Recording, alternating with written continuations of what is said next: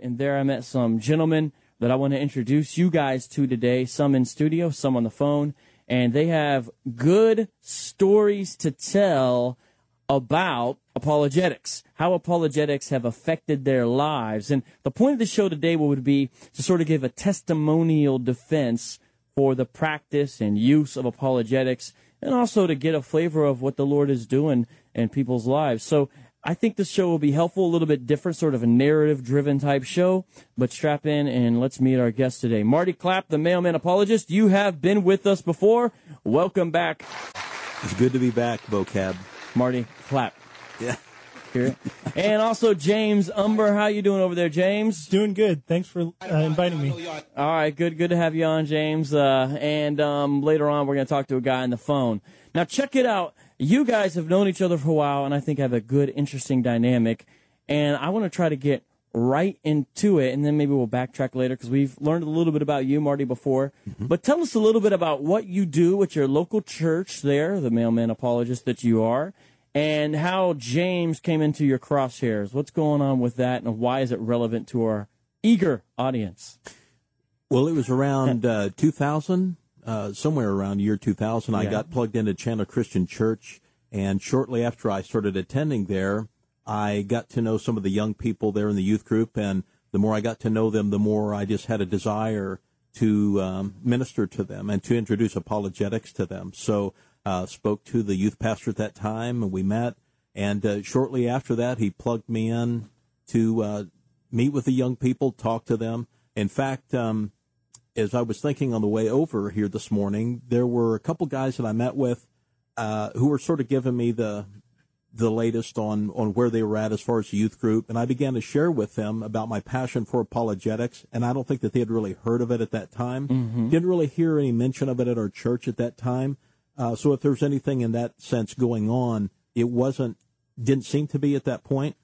So I explained to them what I had hoped to do, and they were excited about that.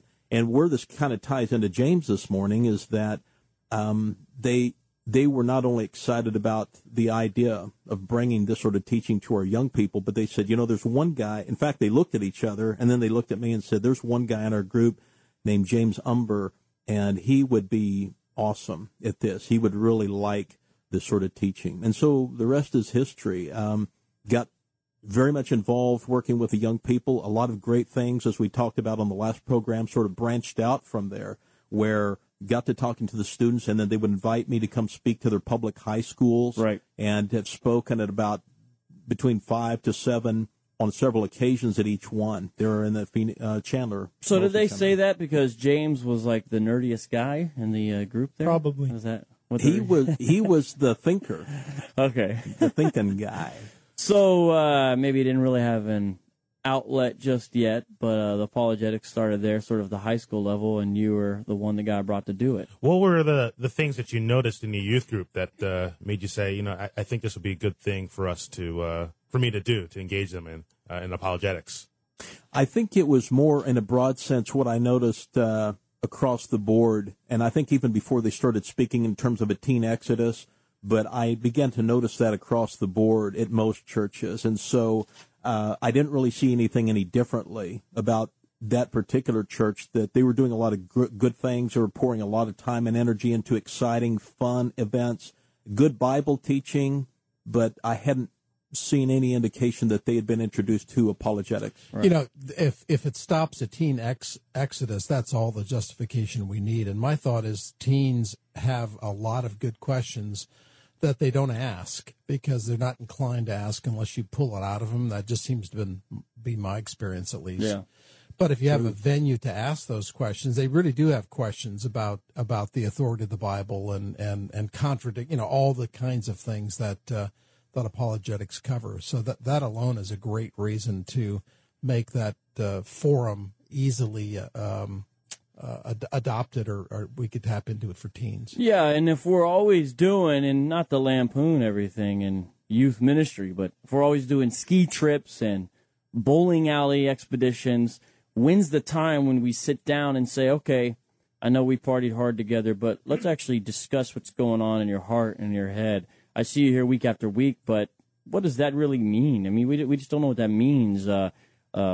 if the parents are dragging them there, if they want to be there, what they're thinking.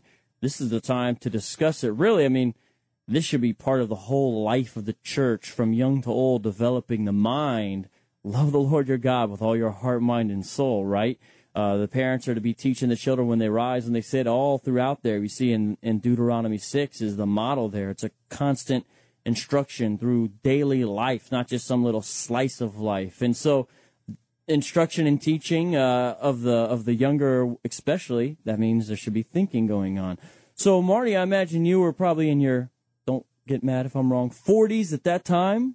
At that time. And so it's good you're involved, and your goal was like, hey, I'm gonna bring some apologetics here. So, James, what was your first interaction, and how did you respond, and how old were you, and how did the Lord use that? I mean, it seems like it's really benefited you now, 13 years later. Tell us a little bit about your journey as a result of what the Lord did through Marty.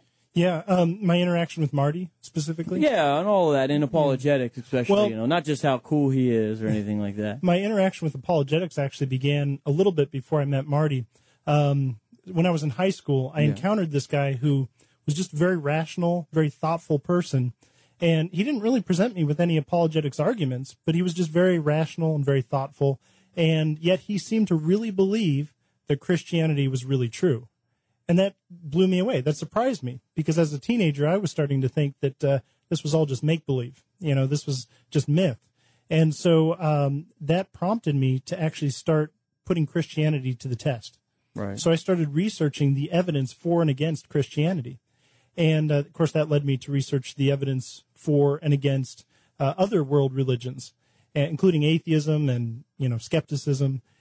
And so through that process, I eventually ended up realizing that the evidence was greatly in favor of the Christian worldview. And that eventually led me to commit my life to Christ. And so, of course, as a new Christian, I needed to find a church. So how old were you then? Is part of your process of what the Lord used to draw him to himself, this sort of apologetic exploration? So before that, you were not a believer? Like, what exactly was, because I know we talked, but I'd like to hear exactly how that went down. Yeah, so I came from a church going home, and I had gone to church fairly regularly, but I was really starting to doubt a lot of the truth claims of Christianity. And actually, year after year, I was forced to go to, not forced necessarily, but, right. I was told I was going to church camp. And so, I was really starting to resist that, because at the end of church camp, they always bring up some speaker who tells some sad story that gets everyone bawling and everyone crying. And then they do an altar call. And, of course, everyone, goes up and, says that they want to commit their life to Christ. And I did it several times. Right.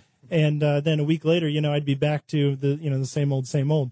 So what was amazing was this was at church camp where I met this rational, thoughtful person. He was the main speaker, but instead of telling some sad story, instead he just talked about Christianity like as if it's really true. Right. And yet he was a thoughtful person. So that really led me to really test Christianity. Yeah. What I really like about that is, I think if I can say this, it integrates a lot of things. I mean, we're appealing to the mind, to thinking, but it's a whole life type of thing as well. You're not just saying, well, this is just sort of an intellectual thing. There's things about Christianity true, and he lives as if it's true. He speaks as if it's true.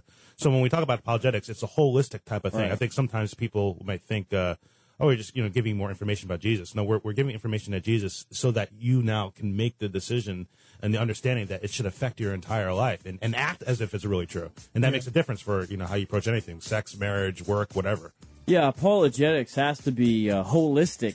It can't just be, here's a set of propositions. There's moral claims that come along with that, spiritual realities that come along with that. It's real good. Yeah, and so we've got to realize that as fans of apologetics and you as need to hear apologetics that. ourselves. Yeah, it's a good point. What's going on now? What have they been doing? What kind of apologetics work do they pursue? And so, James, let me ask you to take over just for a second and just tell us what's going on now. Sure. Well, basically, this led me to want to share that evidence with other people. And so Marty and I started a ministry where we it's a teaching ministry where we go to churches and to events and, organizations, really anyone who will invite us. And we talk about the evidence for Christianity. We present the evidence in an understandable way, and we try to cover just a variety of topics, meet people wherever they are, whether it's evidence from history or science or philosophy. So what are some of the big bullet point Roman numeral topics that you cover? If we had you come out, how much time do you need? Is this a 4-hour thing or longer or shorter? Well, we do a variety of things. We can do, like the quick half-hour sort of presentation. Typically, it's like about an hour. And then we've done seminars for groups that need training. So we'll do like a 4-hour. I think that's actually 3-hour seminar. But it's adaptable. But yeah, we just want to share this evidence with as many people as we can. So what are the big topics today that the average either youth or average parishioner in the evangelical church is asking? Well, I think there's a severe lack of understanding about the nature of truth. And so first we need to establish the nature of truth and understand that it's not relative, but instead that there is objective truth out there. Then, of course, the nature of morality, that there is an objective morality. And then also this issue of evolution is becoming bigger and bigger. And so I think we need to deal with this issue of evolution. And so that's an important topic to cover as well. And then also, even though it, in some senses, is not any more important than any of the other moral issues that we deal with, the issue of homosexuality is also becoming a very big issue in our society. And so I think it's important that the church is prepared to speak intelligently on that topic. So I want to circle back, especially to the stuff you guys do regarding creation and evolution, if we can. But first, Marty, what is it like, and what are your thoughts on, really, so someone you met when you're at a certain age and he was at a certain age, and you guys, have a couple decades or so separating you, and the Lord brought you together, and now, you had some mentorship, discipleship relationship going on, and not saying that doesn't still exist, but now you're able to work with James and do things together. What is that like as far as how it affects you, as far as you see the effect of apologetics and the way the Lord has used it as part of a holistic Christian discipleship that we talked about? But what is it like now? You guys do a conference together, you're hanging out with James, and here's this guy you met 13 years ago when he was a nerdy high schooler. And you're a cool mailman. Well, I don't know if I was ever cool, but he's always been a thinker, and I look back in amazement at what God has done in this relationship. Not only, and it has been a privilege to mentor him, but I think from a mentor's perspective in the relationship, I can say that one of the more exciting things as a mentor is to see somebody really get their own wings, so to speak, and take off and grow. And he has grown exponentially. And you're going to find over time, he's a very humble guy, so he would probably never say this, but I will tell you, in all honesty, that he has far surpassed anything that I would have expected, and in a lot of ways has far surpassed anything that I have personally done in terms of the short amount of time he's accomplished it and the research he's done. When I left you, I was but the learner. There you go. Now I am the master. Only a master of evil doth. Where's that from? Is that from The Godfather? That's from Obi-Wan Kenobi and Darth Vader's battle on the deck of the Death Star, 1977 Star Wars. Classic scene. We're not implying, James, in any way that you're a master of evil, however. It's absolutely scary to me that the two of you could, on a moment's without any notice, come up with that quote from a movie in 77. Scary. You can't believe we have that kind of mental recollection. I was in my prime in 77, and I still don't know that. Well, you were in your prime in 77, but praise God you're still here. I mean, you guys know what I'm saying, but it's fun. This is the kind of fun we have on the show. See, this is good. I mean, anyways, but back to the topic at hand. Here we go. So, the cool thing is that you guys now are working together and doing conferences together, and a key passion of yours, from what I've seen you guys do, is creation evolution, and there's a local organization you guys work with a lot, I believe AZOSA, and I've seen your name on a lot of the sort of teaching things. You do a regular teaching thing, at least last I knew you did. I don't know where you are with that currently, but what do you guys do now with that? What's your relationship? Then how was that what's sort of in the future with that, perhaps even? What's going on with creation, evolution, stuff that you guys are involved with here locally? Well, some of the things that we've done together, for instance, at our church with a youth group, we have done these events called the Arena. And we're very careful to point out to the students that life is sort of it is like a battle, but we're not waging war against people, but against bad ideas, right. false ideas. And so we've done a lot of these arena sessions together for the students. James mentioned at one of the local churches, we did a training session together for the Institute for Missions, for missionaries going out to many different countries. And it was really an interesting experience because we need to actually think about what sort of apologetics arguments are going to apply to other cultures. And so that's always an interesting challenge. Right. Well, I mean, can you tell us a little about AZOSA and your guys' involvement with that? I don't know your level. Yeah, actually, I ended up finding out about them through the internet, and at the time their website was pretty basic, but they basically are a local group of creation scientists, and they invite other creation scientists from around the country and sometimes around the world to come and speak here locally. And they have a fantastic ministry. It's great to actually hear directly from the scientists doing the research about the evidence for creation. And I had the opportunity to just work on a minimal level with them. I designed their logo, and we worked on some other design things. But mainly, I've just been blown away with what they're doing. They're kind of, running the show and doing a fantastic job. And I'm just trying to point people to their ministry because it's fantastic. Correct. And you also have the one on Facebook, correct? I don't know if you're... Think Again Apologetics. Think Again Apologetics. That's facebook.com. Been talking with Marty and with James, and right now we're adding a third guy to the mix, right? Oh, yeah. So on the line, busy. we have Robert Luna. Did I say that right? I think so. If it's wrong, he'll tell you otherwise, I guess. Robert. No, you guys got it right. Good morning. God bless. Yo, what's up, Robert? How you doing, man? I'm good. It's not supposed to brag or put myself out there. It's my birthday today, and I took the family out to California. So we kind of did a pit stop off the freeway here in Marietta. Oh, Wow, man. his birthday, taking time. I know this. So first of all, dude's on vacation. Yeah, I know. Second of all, today's his birthday. What are you thinking? Third of all, even though he's from Arizona, he's in California. He's on the side of the road. So his wife's in the car. They're and just the kids staring at him right now. What are you doing? So this is a testimony. Fortunately, it's a short segment. Apologetics right here. Apologetics makes people dedicated to the cause. Well, Robert, tell our listeners a little bit about yourself and your background, if you could. Okay, well, I just mentioned it, but I'm 38 years old, married to an awesome, godly woman. Her name is Jerry, and I just have I have a 9-month-old named Soleil. She's beautiful.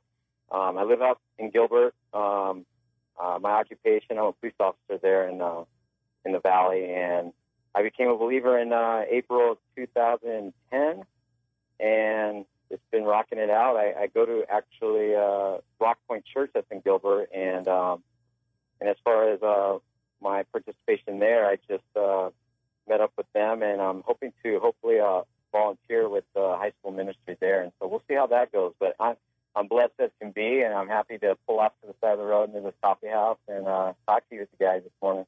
So we got another guest on. Marty, can you give Robert quick inspiration or something like that about why he should do high school ministry and maybe what he should do when he gets there? Man. Well, as we talked earlier, the need is so great, and it sounds like he shares that same passion. So he has what they need. They need that sort of teaching, and it will really encourage them. It will really set on fire their faith. And they're going to move from just being sort of a passive, sort of a nominal Christian. I think that they're going to really get on fire as Robert moves out and shares the material with them. And they, this is a very skeptical culture. I mean, the young people, that is, for good reason. And I'm not faulting them for that.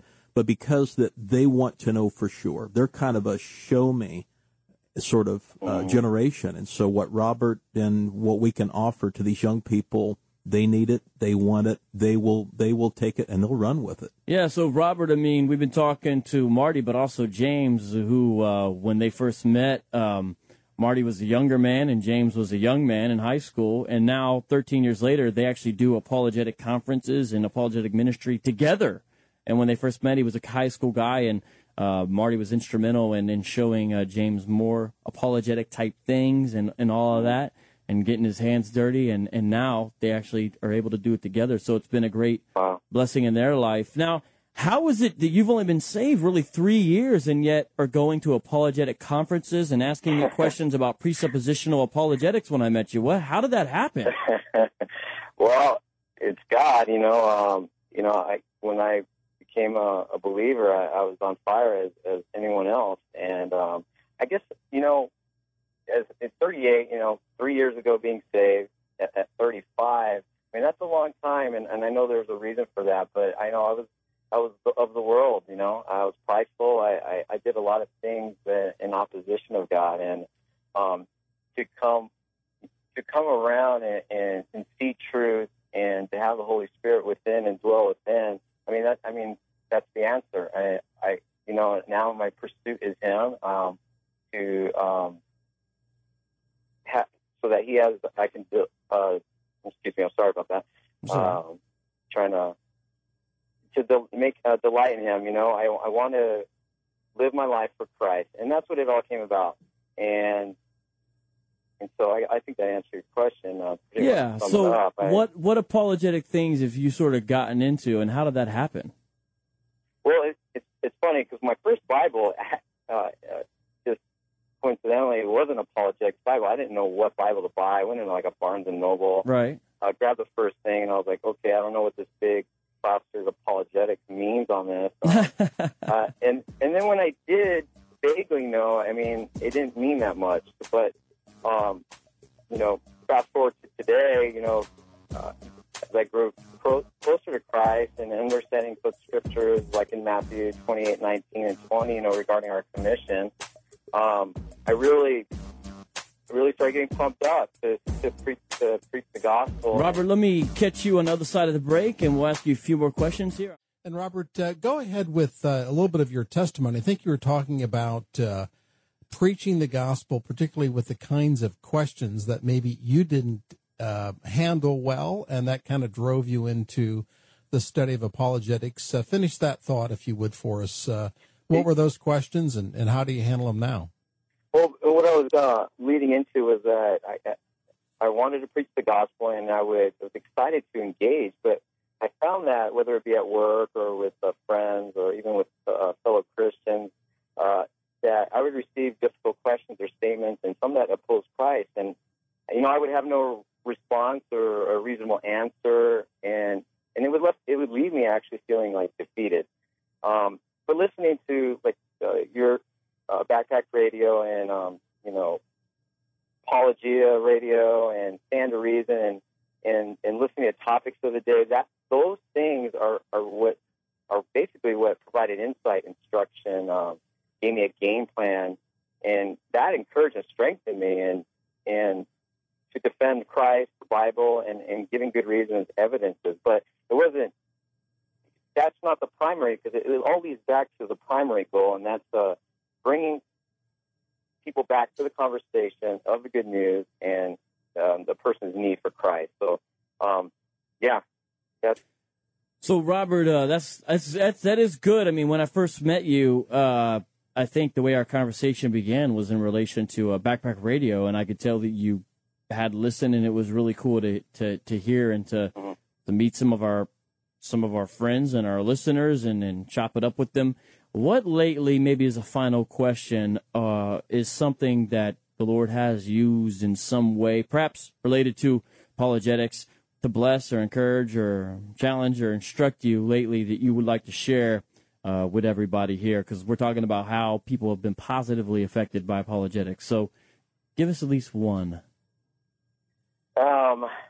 If you're actually asking for a particular incident, I can't think of anything at the top of my head, but I kind of mentioned before my occupation. People are of the world, and I've had opportunities as of late of engaging people who oppose Christ, or at least are maybe not oppose them, but have questions. And it's really awesome to actually have a response. As I said before, it's, in the beginning, learning terminology and concepts, whether it be, these epistemologies, eschatology, Calvinism, Arminianism, all the polys, monotrides, theism. I mean, those things, learning those had really, given me a courage. I'm able to be courageous and get out there and not be so intimidated or threatened. And it's encouraged me to just not try to win an argument, not try to ridicule a person. It's brought me to a point to bring my heart out, talk to these people, give them a reasonable explanation, and let the Holy Spirit, through what I'm saying at that moment, do the transforming. God wants to use us. He wants to use good instruments, and I think learning how to defend and learning these truths has helped me extremely in those matters and those conversations. Yeah, it's a good circle there where you go being obedient to Jesus as a new disciple of him, and you're witnessing and sharing the profound truth of the gospel. Mm-hmm. You have questions. You're faithful and diligent to study and find out some biblical answers. Then you have more confidence as you approach people because you realize there are answers to these questions. And so you're probably inclined to share more and go on. And there's a really good pattern there. So, Robert, it's good to see the Lord doing that in your life. And I pray that you're encouraged and blessed. And keep on listening to Backpack Radio. If you get really busy one week and you only have a choice between listening to a Backpack Radio podcast or Apologia, I say, the choice is clear. Yes, I say this, not the Lord. However, I do believe I speak as one filled with wisdom. Listen to BPR instead. And it's shorter, so, it's kind of like a no-brainer. Yeah, I like different than those guys, but hey, you had me on, so, All right, that's what I'm saying. Yeah, what has Jeff ever done for you? Yeah, seriously, come on. Yeah. I'm just saying. Well, Robert, man, enjoy the rest of your vacation, and happy birthday. Oh, thank you, guys. God bless, and it's going to be awesome. All right, no doubt, man. Have a good one, man. Be safe. Peace out. All right, that was pretty fun, pretty good. Now, look, we do this show, and sometimes we have these, Cambridge-trained guys. We had a couple weeks on ago, Stephen Meyer. But we don't only like to do that. We like to talk to local, real people and to highlight their stories of what God is doing. Because sometimes, Christians talk like the world's falling apart, but God is still moving and changing in people's lives. This guy is 35. You know what I'm saying?